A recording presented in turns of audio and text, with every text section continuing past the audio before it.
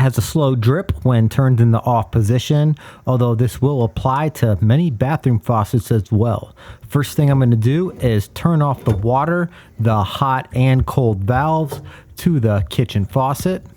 Then I'm going to make sure that the water is indeed off and that my shutoff valves are good.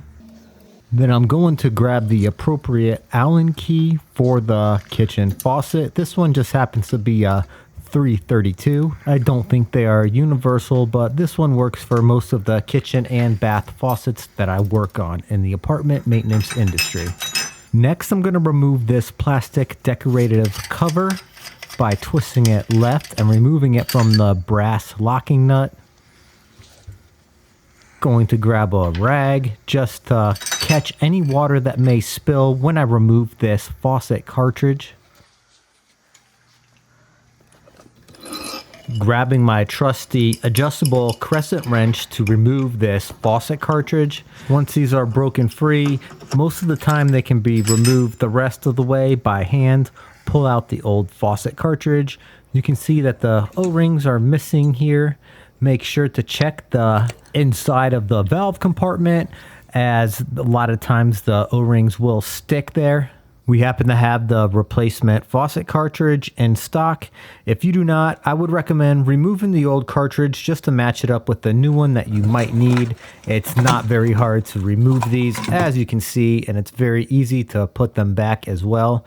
Make sure that these two nipples on the bottom line up with the two slots inside of this cartridge compartment, because if you don't line up the cartridge right and you'd go and try and tighten it, I've done it before, you're going to have a big water leak when you turn the water back onto the cartridge.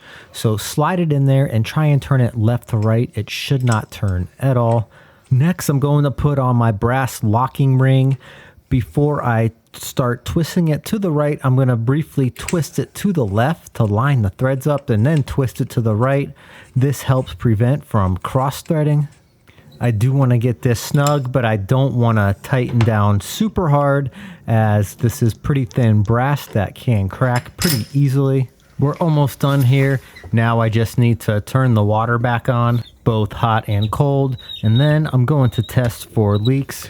When testing for leaks, I'm going to put the handle on before I put the decorative covering on, because I need to look at this cartridge and see if any water is leaking from anywhere around the new cartridge itself and the brass seal. This looks good. Reinstall the decorative covering.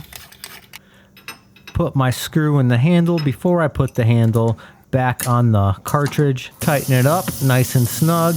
Give it one more test to make sure that you got your faucet handle aligned. Thank you all so much for watching. This drip has stopped and this fix is done.